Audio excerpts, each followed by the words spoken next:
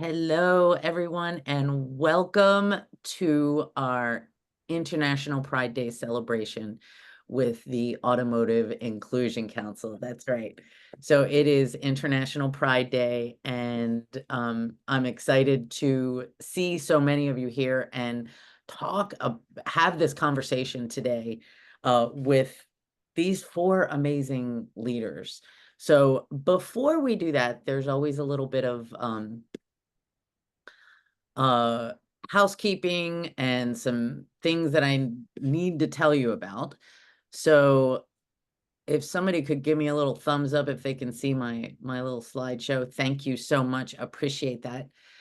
We are the Automotive Inclusion Council, empowering diversity and driving excellence. We're a coalition of organizations who have come together, and we believe some things. So today I'm giving you the opening comments. We're going to go through the antitrust guidelines, and then we're going to get as quickly as possible to our panel.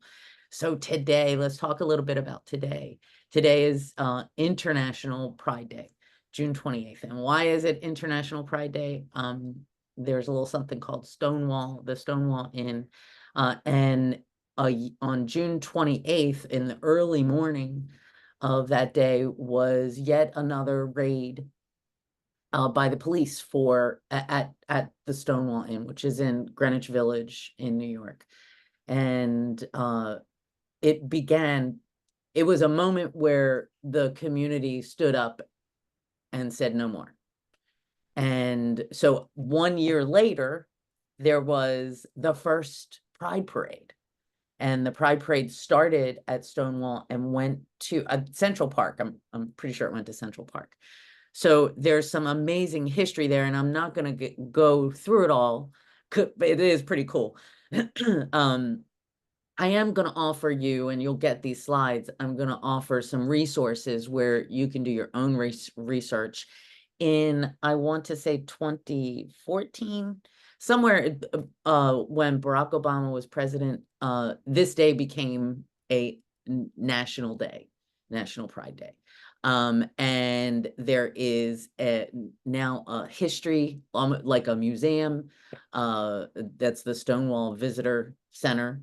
And the Stonewall is kind of open again. They're doing shows, and I don't know. I think I would like to do a field trip from Florida to there. So back to the council. I do need to always talk a little bit about antitrust guidelines, because are a coalition of organizations, and as such, and from all different sectors of automotive. And as such, we know that there may be competitors in the room, or there may be your potential customers in the room. We don't do any selling here. Our activities are about best practices. We do monthly events that are open to everyone, events like this. We deliver some best practices. We also have outside speakers. Earlier this week, had a speaker present to us, and that was pretty amazing. So improper activities are kind of listed here. We're not excluding anyone, of course, and we are also for sure not selling to anybody. And after saying that, I am going to say I'm not selling this, but I am, I wouldn't have been able to do this council without the support of CADIA. And if you are unaware of what CADIA is, the website is there. And if there are a lot of programs out there for organizations that might be looking to help some staff become able to implement DEI in their organization, CADIA has some great resources for that. I want to say hello and welcome to any of our council members that are here or who are coming in as we're going through this stuff. The council is small but mighty right now, and we are in our second year, which for me is pretty amazing. I didn't know if it was going to make it through the first one. So here we are going through our second year. And just navigating as we go. And the council has been evolving. Our name has changed twice. So it's evolving. And and we definitely want to say welcome, welcome, welcome to our guests who have never been here before. Please come back and bring a friend. This council is made up of organizations that believe really the same thing. We've been talking in automotive all throughout, in particular in retail, about three things. And we talk about them as individual challenges and try and throw spaghetti at the wall, hoping that it sticks and fix these challenges. You know, our inability to attract emerging talent, high turnover, and the gender and minority ownership gap. If you saw the Reuters panel that we did, you heard Damon Lester talk about how the number has actually gone down for minority ownership. It used to be 8%, it's now 7%. It doesn't match what the world looks like. So what we've all come to realize is that inclusion is the actual real wound, right? Instead of each of these individual things, which are symptoms. And if you would like more information about the panel, please contact me. I mean, about the council, please contact me. I'd love to talk with you about it and see how you can participate. There's a lot of opportunity that we are going through. We're hoping to do some research, which is not easy, especially for someone who's not used to doing research. We want to do some different studies, case studies. And I just got another new idea on Tuesday. Want to put out a resource, like a resource for automotive, specific to automotive. So if you would like to join the council is a $1,500 annual investment that gives you 2 seats. So your HR person, if you have a DEI, or the CEO, and anyone is welcome. And the council meets quarterly, where we do some planning. We talk about what the direction of the council. So, and you will always get the links and the slide recordings for all of our monthly events. So I'm gonna that's enough out of me, basically. So I'm gonna stop sharing so we can get to our panel, which is super exciting. So it is my pleasure to bring to you our panelists today. First, we have, I need to highlight myself too. Hi, Angela. We Hi, have Sandy. Angela Rizzo, who is Chief Marketing Officer at VinQ. Angela is a dynamic leader. She's renowned for her role as the Chief Dot Connector. She connects the dots. I love this. She's got a passion for bridging people, concepts, and needs. I've been blessed to be on her podcast, which is a lot of fun. So if you ever have the opportunity to do that, or if you're ever at a conference and you see Angela, you definitely want to connect with Angela. Angela, so happy to have you here today. Thank you. Thank you, Sandy. Thanks for having me. And next, I am gonna bring up Michael. Michael Hopkins is the Chief Experience Officer at VinQ. So Michael is, passionate about communication, branding, messaging, and processes. He provides support and ensures consistency with all of those things. That's not all he is, though, is work, because outside of work, he's a really passionate community advocate. And one thing that I think we're going to get to that I definitely want to talk about during this panel is that Michael is a founding board member for the Mid-Atlantic LGBT Chamber of Commerce. So, which I think is really, really important. And I definitely want to talk about. Michael, thank you for coming today. Thank you. I'm really excited to be here. This is interesting because you have to go back and forth and find everybody. There you are, Tim. Next, we have Tianna Mick. T's got your keys. If you don't know, again, I've been blessed to meet each of these panelists. Michael, have we met in person? I think at something. At some Yeah, conference. definitely. Definitely have I think the last NADA. These people are just amazing. And Tianna, I've been a Tianna fan for a long time. And I am blessed to call her friend. Oh my goodness. So T's Got Your Keys is like a TikTok sensation, if you don't know that. Tianna is the youngest NADA speaker. She is sought after. I think NADA comes to her and says, Tianna, what are you doing this year now? I really think that that's kind of how it works. She's also deeply committed to advocating for LGBTQ and diversity efforts, all diversity efforts, right? She and her wife, who's also in the automotive industry and who I know, they've been together for 6 years and counting. So Tianna, thank you for joining us today. Thank you so much for having me and for creating this panel for everybody to listen to. You are so welcome. And it is my absolute pleasure an honor and a privilege to introduce to you Kathleen Long. If you don't know Kathleen, it is worth reaching out because Kathleen is simply an amazing person. She's not just the CRO at Repair Pal. She is also a sought after speaker. I've been with Kathleen at many, many conferences where she's talking.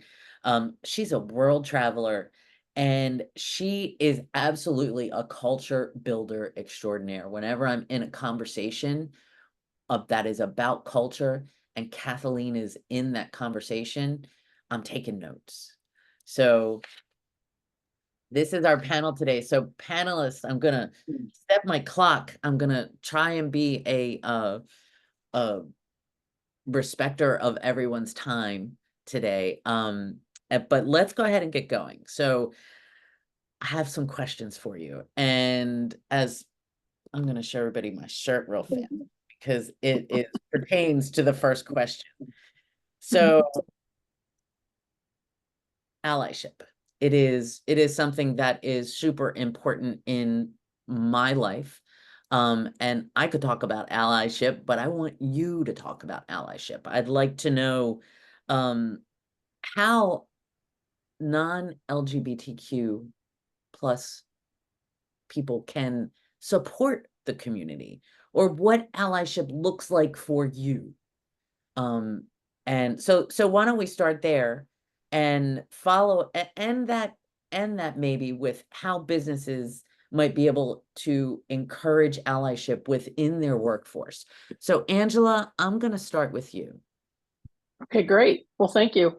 I'm so happy to be on this panel with all these cool people. So it's great to see everybody. And Sandy, thank you for pulling us together. I think there are a couple things I think about when I think about allyship. I think it's important that people educate themselves on kind of the history of the gay rights movement. We're still fighting. We take 2 steps forward, 1 step backward. And so I think it's really important for people to really understand the issues that we faced in the past and that we're facing today. And also, if you hear somebody's saying something discriminatory or inflammatory, whether it's in the office or outside of the office, speak up. Hey, you know what? That really isn't cool that you said that, or, call it out. Because I think it's important that if we hear something that isn't quite right, that we really call it out and maybe have a conversation about it and see if we can change hearts and minds one person at a time. Hear something, say something. I love that, Yep. Angela. Tianna. I love what Angela said because that is so true. I think a lot of what part of the steps backwards that we take is we don't have those allies when we're not in the room to speak up for us, right? So when something that shouldn't be said is being said, or somebody is being treated a certain way that maybe shouldn't be, and don't just be an ally when somebody of the LGBT community is in the room, right? It's more important for you guys to especially advocate for us and not be a part of the LGBT community, right? And especially advocate for us when we're not in the room. So I love what Angela said right there. And I think that's probably the best thing that you can do as an ally is if you see something, say something, and just you speaking up, not even a part of our community, just as an ally, it speaks volumes. So that's the #1 takeaway. I love it. Michael?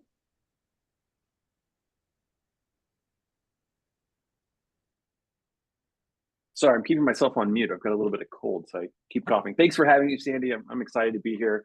Everything Tianna said and Angela said is right on. I think the biggest way to be an ally is to do a little bit of your own homework and look into some of the issues that are facing our community and understand what those are. I mean, I think it's really powerful to be curious, and I think that it's okay to ask questions, and it's better to ask questions than not, because I think that that's what breaks down and opens up conversation. But it's also, I kind of compare it to when bridal parties show up at a gay bar, right? It's like, or else it's not a petting zoo though, right? It's our life. And so there's a level of respect that I think that needs to go into curiosity and into asking some of those questions. And I guess, I'm sure this isn't exactly where we necessarily want to go, but I'll be the one to say it that, if you really do want to be a strong ally, you also can't vote for people who are willing to take our rights away.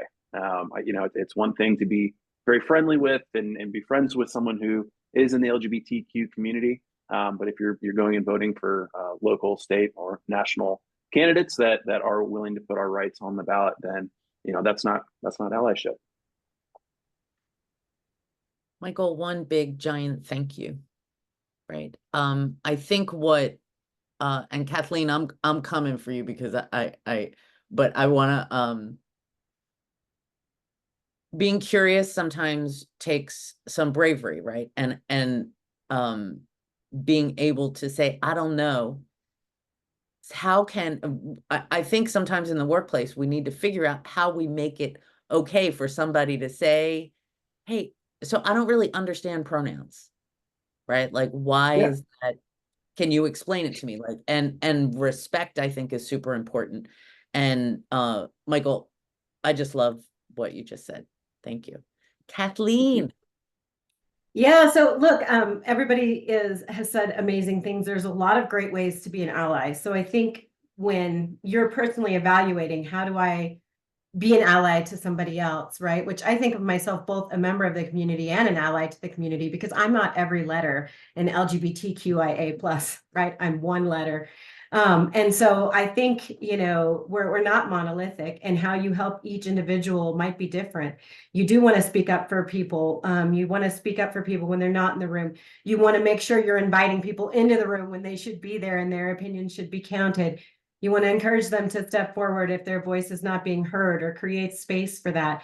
But I think it also starts with, doing a personal inventory. Some people more comfortable speaking up and speaking out. Imagine that. Some of us are louder than others.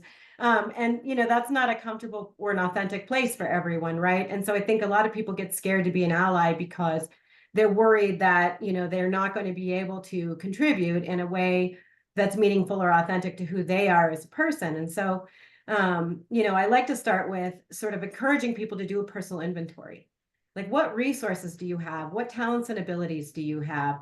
Where do you feel the most comfortable? When's the last time you sort of stood for someone or championed for someone that in a way that felt good? And what did that look like? And once you start really understanding yourself and what you're capable of contributing, then you have a number of ways that you can think about, contributing to this. Maybe you're a quieter person, but by gosh, you're great at social media, and you could be out talking about or sharing relevant information about, sort of the struggle or the political battles or, whatever is going on, right? As opposed to being that really vocal person that's kind of in the fight. And so I think all of these are valid ways to participate in allyship. And there are many others. So as you think about what your own personal path is, there is a place for people who are committed to this work, to do this work, and to do it in a way that's meaningful and authentic to who they are. Wow, I feel like we could keep talking about allyship, right? I'm getting Yes, that allyship, hours. right? Allyship is a verb, right? It's about Yeah, it's a verb and it's a journey. And Because as you get more educated, as you get more comfortable and you understand where you're coming from, then you can be more comfortable as an ally. So the ally you are today might not be the same ally you are in 5 years. So just be patient with yourself. And for those of us on the panel who are in the LGBT community, let's also be patient with our allies, and be open to questions and their curiosity.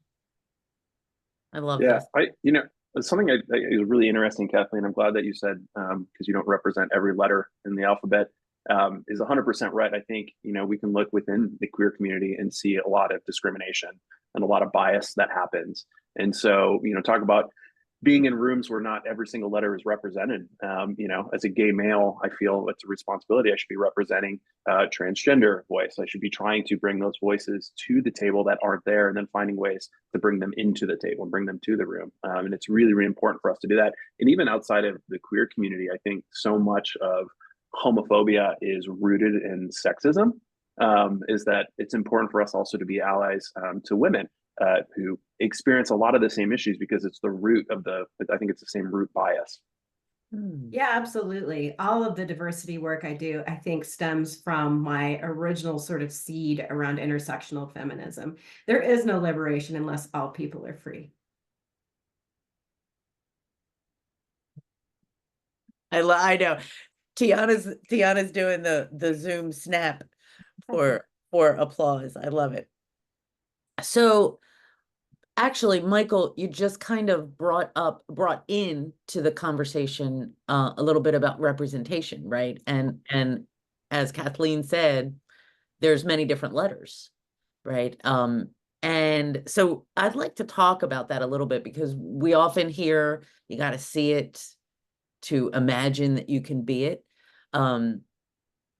And I'd like to, if you're willing, whatever you're willing to do, for each of you to get a little bit personal and share about your career progression, any challenges that you were able to overcome, and how as a leader, because you're all C-suite leaders now, right? You're there, you're in the C-suite, and how has your experience as members of the LGBTQ plus QIA plus community, how does that affect your leadership now and your responsibility toward the community?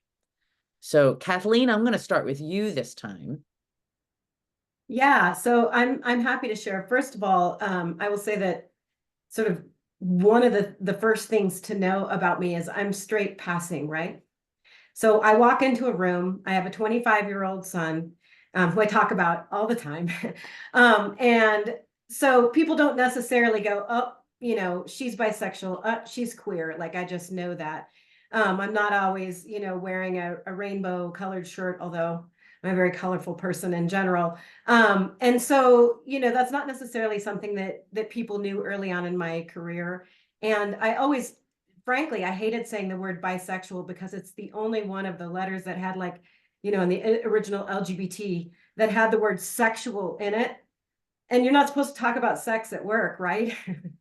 So, like, I almost felt like it was almost like a dirty word in some ways, right? To even just say that out loud. And then, people have certain biases that they bring to each of the letters in the alphabet. And in particular, to bisexual, it's sort of the no one is safe opinion, right? Like,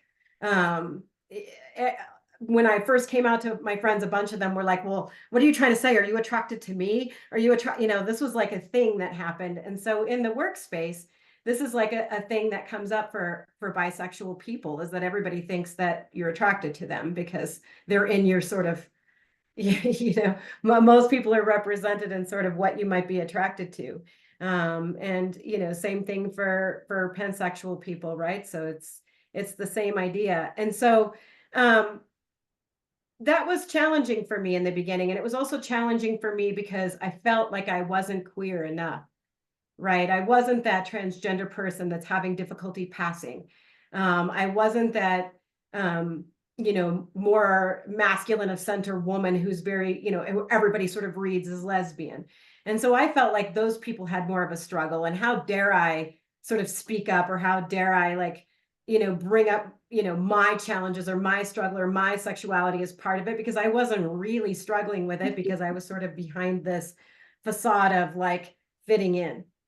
And what I realized is especially as I progressed my career, if I don't lead with it, then I'm not creating space for other people who might not be able to so easily sort of not that I was trying to mask my identity necessarily, it just sort of naturally happened. But you know, so for people who can't or don't want to, or who have more of an overt expression around you know, their queerness, I need to sort of hold it up. So now, you know, when I talk to people about participating in something or whatever, it's almost one of the very first things I say about myself when they ask who I am. I don't dive first into my job history or into these other things or whatever, because I want to create that space. And if after I tell you that you're not interested in talking to me, then okay. Nobody has ever actually outwardly sort of said that, but I'm sure that happens. But I almost always lead with it. I include it in about me's and, you know, talks and things that I do when there's an expanded section for that and all of that. And the idea there is just trying to create space for other people so that I'm able to sort of pave the road, you know. So I heard a metaphor that whatever rocks you encountered, you should use to pave the way for the next person so that they don't have to stumble over the same ones, right? And so that's what I'm trying to do with the way that I advocate, coming from where I am. In terms of how it's different, I think, you know, I'm a more transparent and open leader than many, and I've been doing that for the last 20 plus years, even before it was sort of something that leaders were all talking about. And people were like, wow, somebody said to me once, you really let people into your underwear drawer. And I'm like, oh, if only I were that organized to where all of my underwear were in one drawer, but I digress. You know, I really have always led that way because I think people bring so much of themselves to work and they shouldn't have to hide it. And so I want to make it okay for people to be their full selves at work. Hopefully I'm creating that environment at my own company, but hopefully also by example, we're creating space for other people to do that and other places at their own companies. And I would say that's the struggle now. I don't have a struggle at my current company around any of this. I'm lucky and I'm fortunate and I'm grateful. But the struggle now is sort of industry wide, right? Or even, you know, nationwide, worldwide, whatever it is. As you mentioned, I'm world traveled and I do a lot of work in African countries as a volunteer. It's illegal to be gay in some of the countries I do work, to where, you know, you can be arrested for publicly showing affection to a member of the same sex. And so I'm advised when I go into some of these countries, you know, as a woman, like, don't show your shoulders, don't show your ankles. And oh, by the way, you know, don't talk about your sexuality, of course, right? And so there's still very many places in the world where it's literally a matter of potentially life and death. And so the struggle is still very much alive. And that's where I feel it now, because again, it's about liberation of everyone everywhere. Yeah, that gives safety a different aspect. Yeah, Kathleen, 100%. thank you. Thank you so much for sharing. Angela. Yeah, so you know, I think it's still possible that you can be fired in some states in the United States for being Yeah. gay. So I don't know the number. I think it's 20 something. So it's not just those international trips, Kathleen. We've got a lot of people that are hiding in plain sight. And from my experience, I hid for a long time. At least I tried to hide. I've been in the corporate world since 1987. I don't know, show of hands, how many people weren't born yet? Okay, no, I'm just kidding. 1987, but I was lucky because I always worked for companies that had non-discrimination policies. But that didn't really mean and make me comfortable to just come out. I would always notice 5 minutes into, there you go, Liz Calloway, love it. I knew there was something I loved about you, Liz. When I would walk into a room or into a meeting and you meet people for the first time, within the first 5 minutes, people are talking about their husbands or their wives or their children. And as a gay person who was trying to hide, you just hid that part of you. Like I couldn't talk about my girlfriend. I mean, I didn't want to out myself back in the day. Now I'm kind of lucky because I'm working for a company where we have 3 C-suite employees who are out, gay people. Michael, myself, and Danny Zaslawski.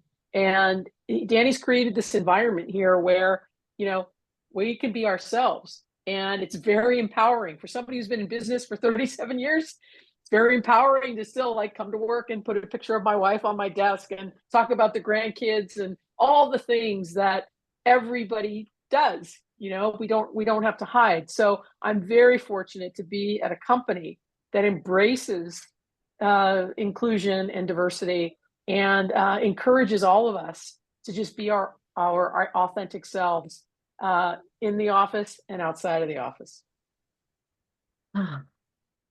Tianna.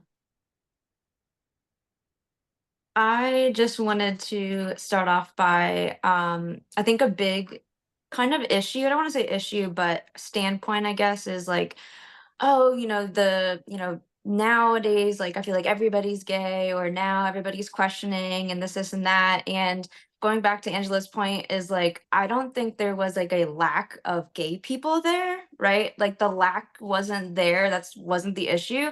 I think the issue was the representation and the safetiness of being able to come out. And even the representation, like when I was younger, I always knew I was like, okay, I like girls, but I'd never seen a girl like me dating another girl. So I'm like, okay, well, now I have to be a boy, right? Because I've never seen any really same sex women have a healthy relationship, or even it not being, I know we're talking about the workplace environment, or like over sexualized and things like that. I've never seen that. So from like from when I could remember until I was like 13, I was like, okay, well, I've never seen that. So I guess that's what I have to do or act like or be.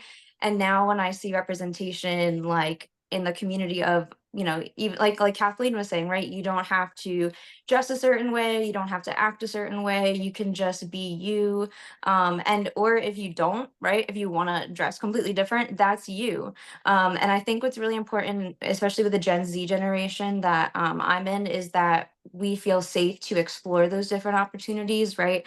And now we feel safe to actually be able to come out and show ourselves. So I'm super thankful to be able to be fully expressive of who I am, and I'm so thankful to be able to grow up in the generation that I have, because I am given those opportunities that, like Angela was saying, that many of us before have not, or ever maybe have ever been able to take up, those opportunities of being free, being yourself, being independent. So I would just say, if you're looking for any kind of representation within your community and you are, or within your organization and you are a part of the community, just like VinQ's stepped up and Danny, right? Everybody, I would be an advocate for yourself, right? And start your own community, start voicing and be that one voice. And then that way that new hire comes in and they see you and they're like, oh my gosh, finally, right? I connected with somebody. So if somebody isn't within your community kind of making those waves for that safety, just like they did and all these amazing people, be that first person yourself. Thank you, Tianna. I love that you gave really a nod to the generations before you, right? Yes. Paving the way to make it safer for 1 in 5 Gen Zers identify as queer. I mean, so it's anyway, to your point, but Michael, I'd love to hear from you. Yeah, so kind of like Kathleen, I mean, I straight passing, and I've, growing up, coming out in college, and then starting into the workforce, I was never put in a situation where people assumed something about me. At least I assumed that I was gay. Everyone, I think, for the most part, assumed I was just a straight guy. One of my best friends in the world, she thought I was hitting on her for the first month that we worked together because I was talking to her all the time. I was like, no, it's not about you. And I've always kind of found that the easiest way to disarm that or kind of change that conversation is about changing the pronoun. So if someone says, "Oh, do you have a girlfriend? Do you have a wife?" It's like, I don't think my boyfriend would like that very much. And being able to kind of flip the switch. But the point is to not hide, is to be is to be upfront about it. Angela mentioned Danny. If you guys have heard Danny speak at NADA, digital, whatever, he leads with his husband and his kids. And he makes that, he puts that out there right away. And that's been a really amazing example to kind of learn from, and it makes it a great environment to be in here. And then even so far as this happened to us, I think it was at Digital last year, Angela. Someone came up to us and made some comment about, oh, VinQ, you guys are that gay software company, right? An automotive. And when I brought it to Danny, I let Danny know. And, you're always kind of like, oh, is this a good thing? Is this a bad thing? Right? Because we're all here to do business. And I was so impressed and so proud of Danny's answer when he said, hey, if they don't want to win, they don't have to work with us. Right.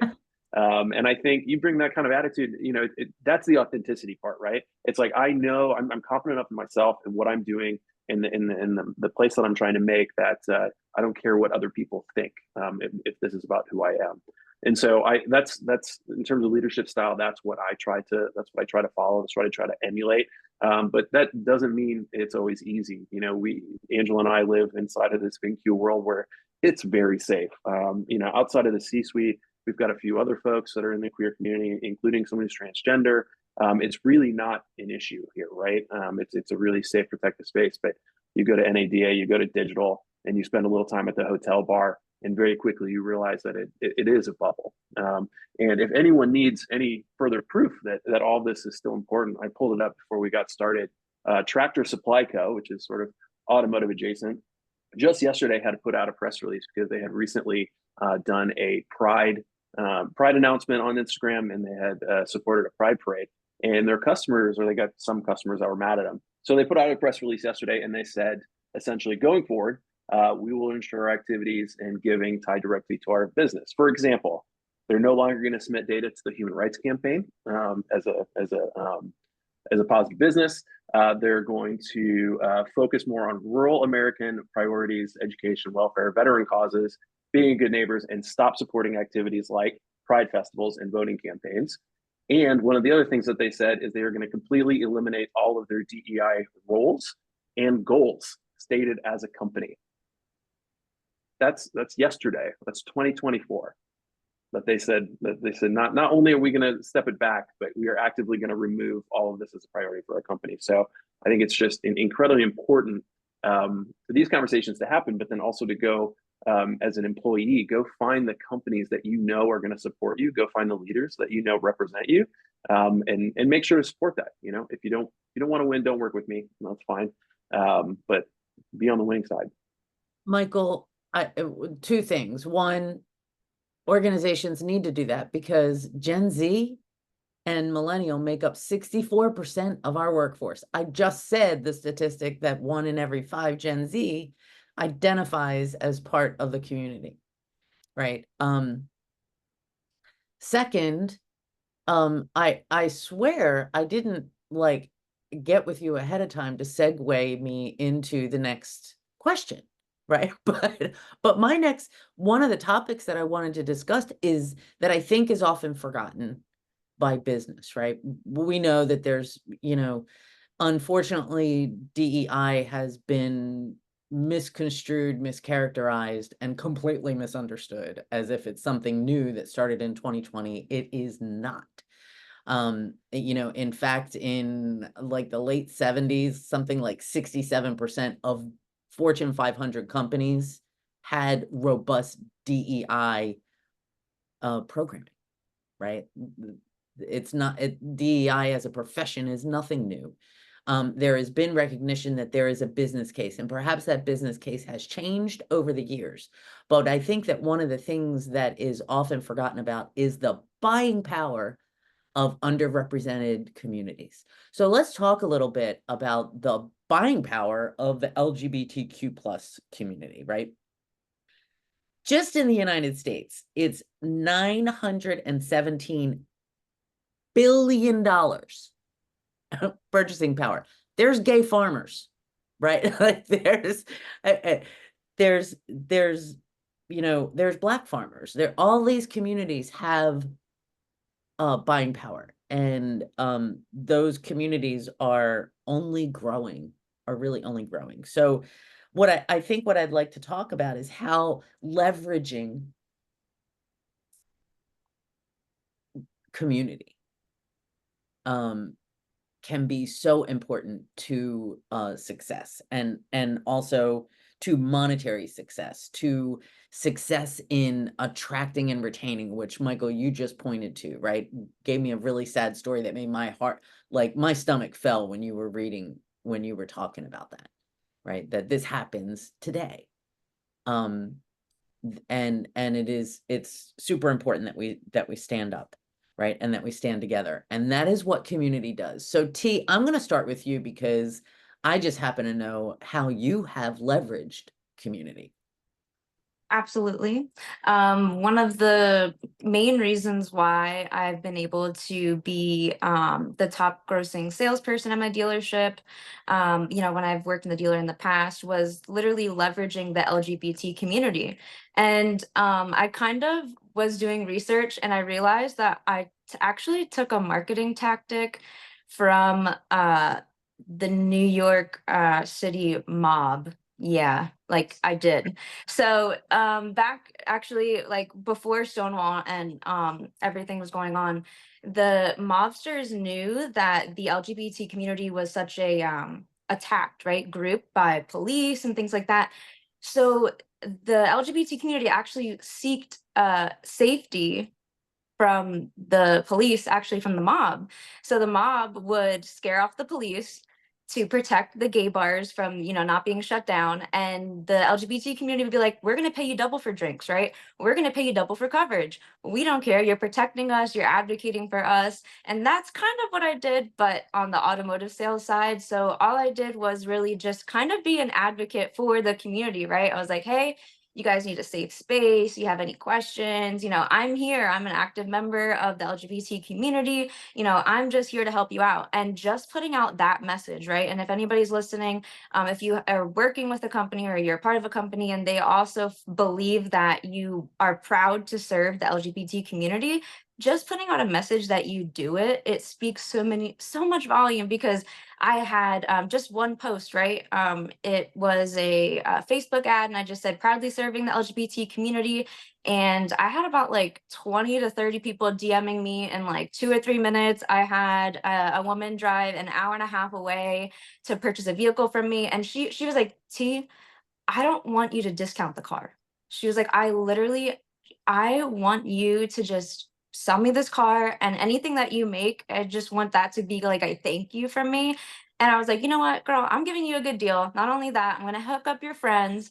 And that's basically what community is, right? So after going to pride parades, just posting about it, letting people know, I literally brought my community to my dealership. And you guys can do the same thing with anything that you're doing, right? Any company, business, organization. Like I said, the mafia and the mob, they were kind of all in on it and back then, and it definitely was profitable for them. So if you guys are interested, there's like a little video on the History Channel about it. It's like super interesting. I love it. I love it, love it, love it. Thank you so much, Tianna. And it's such a great example of how to leverage community, right? So Michael and Angela, I'd like to swing to you, because small businesses make such a contribution to the US economy, right? There's SCORE. I don't know if anybody knows about SCORE, but it's a cool, if you're going to start a business, go check SCORE out. But they have some great data. And according to their data, LGBTQ plus small businesses contribute $1.7 trillion to the US economy.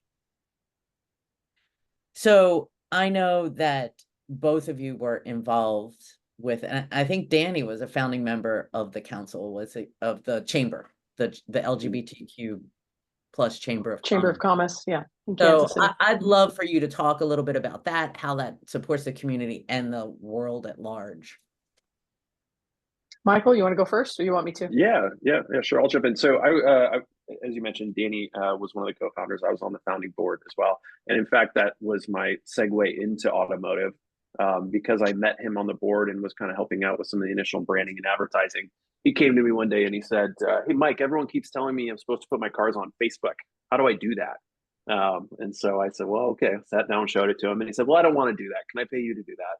So there was my first official job in automotive marketing. But so we started the Chamber of Commerce. It's affiliated with the national LGBT Chamber of Commerce has been around for about 2 decades now, something like that. Run by a guy named Chase. He was the founder. He's still running it.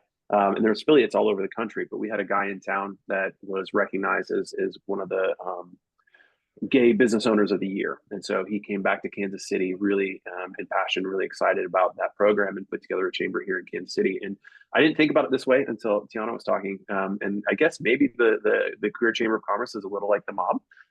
But the whole point was, support businesses that support you. That's it. It's about queer-owned business, small businesses, but it's also about queer executives, and it's about ally organizations, and creating buying power, creating an economy around community to go out and say, hey, we're only going to spend money, we're only going to do business, we're only going to partner with companies that have shared values as us. And that's that could be looked at as sort of anti-business in a way. But to Tianna's point is like, if I know that you're going to respect me, I know you're going to take care of me, this is a place that I'm going to feel safe. I don't need to necessarily chase the best price, because I'm going to reward this company, this salesperson, this insurance broker, this doctor, this cleaning person, whatever it is, to say, hey, you have experienced something that I have experienced, and only you and I really truly understand what that is. Whatever version of your coming out was, whatever version of your growing up different was, and so I want to do business with you. I want to work with you, and I think the community around that, it's important for us to talk about, but it's so innate, right? Like people talk about gaydar, and it's like really what it is like when you walk into a room, you can find that one other person that's like, am I fitting in? Is this working? Am I doing it right? I feel different. And so it's just a unique experience that we have that no one else has. And so to be able to pull that into your professional life, as a consumer, as a seller, as a business partner, whatever, I think is critically important. Well, and I think it's important to note that, there's over 2,000 members of the Kansas City LGBT Chamber of Commerce, and they represent 450 small businesses, nonprofits. It's not a small thing. It's not just 20 companies. And what's important to me is, when you think about the press release Mike just read, I don't want to do business with companies like that. I don't want to do business who doesn't want to make my wedding cake at my wedding because I don't want to serve gay people. I want to go to give my money to businesses who support everyone. So it's important to know who these entities are. And as a consumer, I want to be able to put my money where my mouth is, and to support those people that support everyone in the wider community. That's why it's important. I love this. Do we know how many other LGBTQ plus chambers are there? Oh God, Mike can probably look on Google, but there's, I want to say 20 or 30. Because there's one in Houston, 30. There's one in Dallas. I mean, there's several in every state. Mm-hmm. Yeah. But what's interesting, and obviously it's owed to a lot of folks, the people that started the chamber, as well as Angela, who was kind of part of the second wave of board members that came on, is so ours is actually the Mid-America LGBT Chamber of Commerce. So we represent kind of a 5-state, so Missouri, Kansas, Iowa, Nebraska, Oklahoma, and was that 5? Did I say 5? I said 5. And so we did that very purposely, because we knew that there were not the population centers in those other states that were going to probably want to go do that. But what was really interesting is once we set up our chamber, all of a sudden folks from those states started contacting us and saying, hey, not contacting National Chamber, contacting us and saying, hey, can we be affiliated with what you're doing under the Mid-America umbrella? So, there's a lot of great chambers out there. Seattle's got an amazing one. Dallas, as Angela mentioned, has a huge one. DC's is massive. But there are still underserved communities and regions that we need to pay attention to. I love it. Kathleen, I'd love for you to weigh in. Yeah, so I think community means everything. So I think people have talked about like what it is to harness your community to help you, really achieve success, and what it means to do business with like-minded companies, and why you would want to do that. I think it's important at the individual level. It's certainly important at the company and the community level, in the larger sort of geographical context that you're doing business in. And I think that there is, at some point, strength in numbers, right? So that's the reason why we're not using the term like minority any longer, right? In general, when we talk about diversity efforts, because actually, people of color, so to speak, are the global majority. So once you start, really understanding or unpacking that, once you really start understanding, the numbers and all of that around, how many people are part of the queer community, what the buying power is, what that really looks like from an economic perspective, then it starts to become more of a juggernaut that you can't ignore, regardless of what your feelings are. And unfortunately, many people are going to follow the money. We're very sort of, money motivated society. And so the way that we can create change, I think we first start from some of these economic principles. And then when people see them playing out in our individual interactions is where, maybe you can really change someone's heart. But you have to lead with a pocketbook. I think that's the reality. And so a company who, maybe the leadership team has some different political or heartfelt opinion about this community, ultimately, you do so at your own economic peril. The times are changing, and even though we're taking one step back for every 2 steps forward, even though people can still be fired in some states and have been, even though, people are abused at work, or, in home situations, school situations, even though there's a lot of problems that we're working to solve and that we want to highlight and talk about, ultimately, we are a community to be reckoned with. And so that's the reason why panels like this are so important. That's the reason why, everybody sort of living their authentic truth, stepping forward, owning it, and collectively working to make sure that we're supporting the right things with our own pocketbooks, with our own, business influence, that we're well serving our community, making sure there's spaces for them and things like that. All of those things come together ultimately to produce the economic success for the businesses that are inclusive. So that company that decided, due to some pressure from a few customers, not to do these different things, I think the backlash is ultimately going to sink them. Mhm. I mean, and maybe that's sort of a Pollyanna view of things, but I think that's happened over and over. Companies that, have done a good job of sort of standing up to that kind of abuse. Like, so if you think about like what, Nike's response was to some of the stuff about people burning their shoes, they put out instructions on, here's how to burn our shoes if you want to.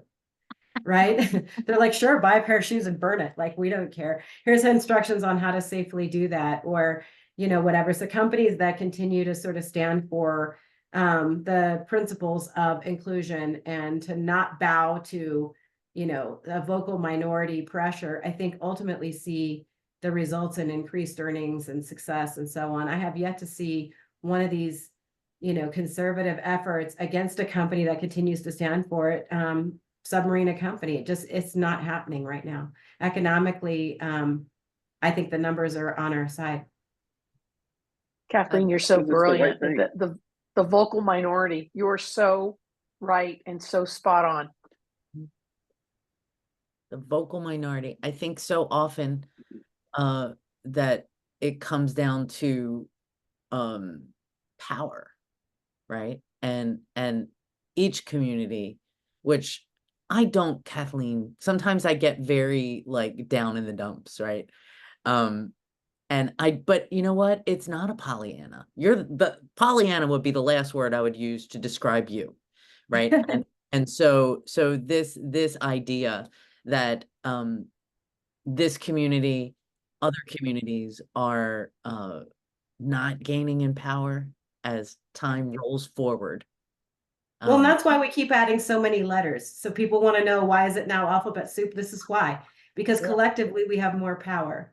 So as we come to understand that there are additional communities that we can help serve that maybe are tiny in and of themselves, right? Or a tiny little tangent, but we can open our arms and to encircle those communities inside of the larger queer community by adding another letter or a plus or whatever, or representing that experience inside our shared circle. We're going to do that because we understand how to build communities that serve us. We understand how to create our own families.